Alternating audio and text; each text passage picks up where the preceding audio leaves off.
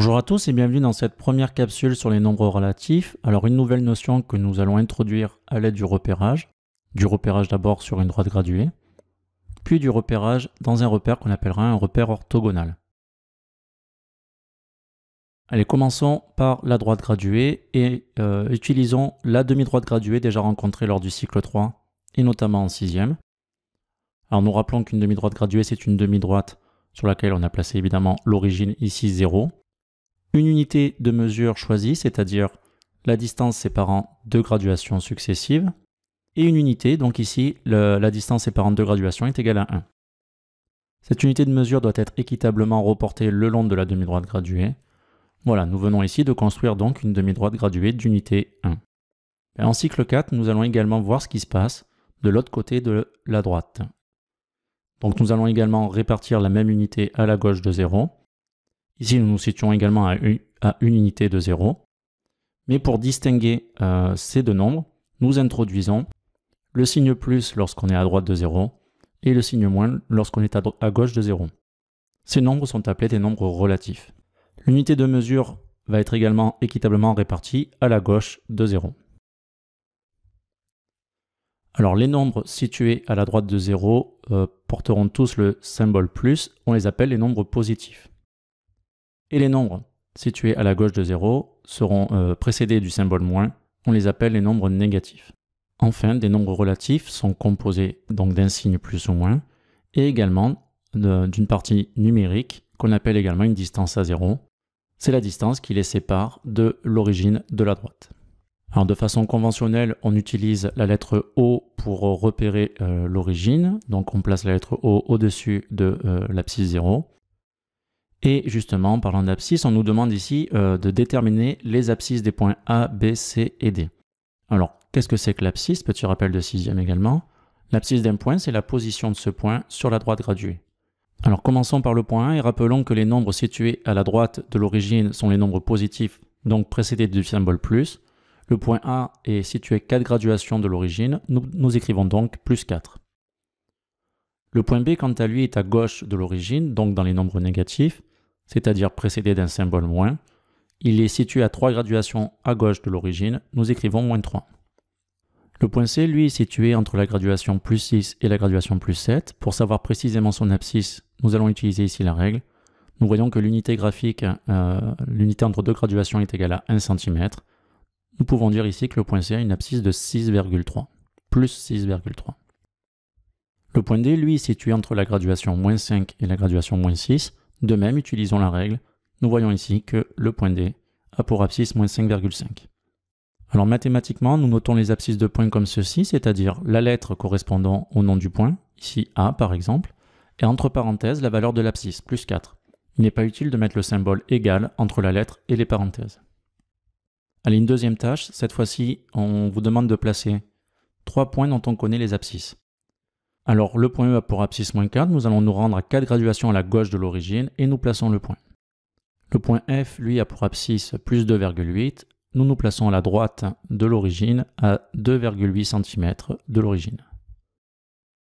Enfin, le point G a une abscisse écrite sous forme fractionnaire, que l'on peut aisément écrire sous forme décimale, 3/2 c'est égal à 1,5.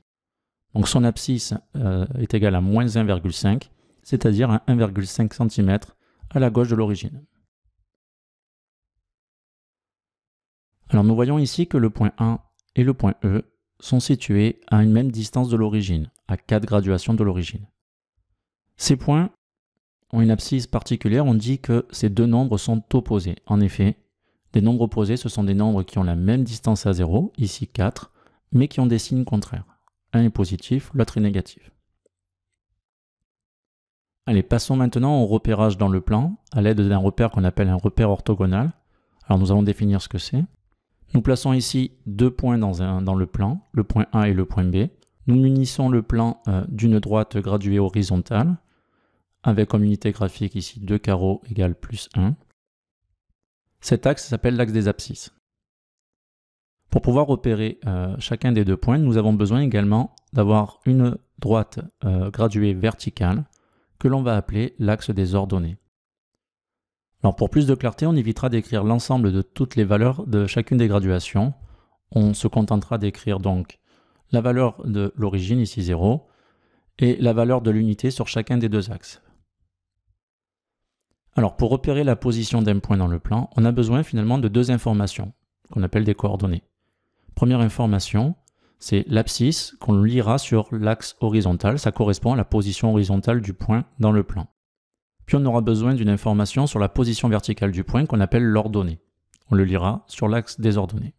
Nous écrirons alors dans cet ordre, entre parenthèses, l'abscisse du point en premier, point virgule, l'ordonnée du point en second. Allez, voyons deux exemples et commençons par le point A. Nous allons ici d'abord lire sa position horizontale sur l'axe des abscisses. Ici, il est situé à 2 graduations à la droite de l'origine. On dira qu'il a une abscisse de plus 2.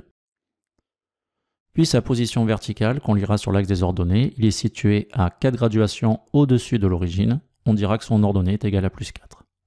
Concernant le point B, commençons par sa position horizontale. Il est situé à 3 graduations à gauche de l'origine, donc sa valeur est égale à moins 3. Quant à son ordonnée, il est situé à une graduation en dessous de l'origine. Il a donc une ordonnée égale à moins 1. Allez, passons à une nouvelle tâche. Ici, on nous demande de placer deux points dont on connaît les coordonnées, c'est-à-dire l'abscisse et l'ordonnée de chacun des deux points. Commençons par le point C. Alors nous plaçons ici un point au niveau de l'origine du repère. Son abscisse est égale à plus 3, c'est-à-dire qu'il se situe à 3 graduations à la droite de l'origine. Et son ordonnée est égale à moins 4, c'est-à-dire qu'il se situe à 4 graduations en dessous de l'origine. Nous venons ici de placer le point C. Quant au point D, son abscisse est égale à moins 2, c'est-à-dire qu'il se situe à 2 graduations à la gauche de l'origine.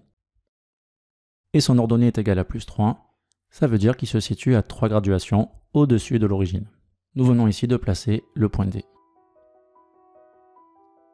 Voilà, cette première capsule sur les nombres relatifs est à présent terminée. Donc on vient de voir ce que sont des nombres relatifs et comment on pouvait les utiliser dans un repérage à la fois sur une droite graduée et sur un repère orthogonal. Alors n'hésite pas à poser des questions en commentaire si tu en éprouves le besoin. Quant à moi, je te dis à très vite pour de nouvelles capsules.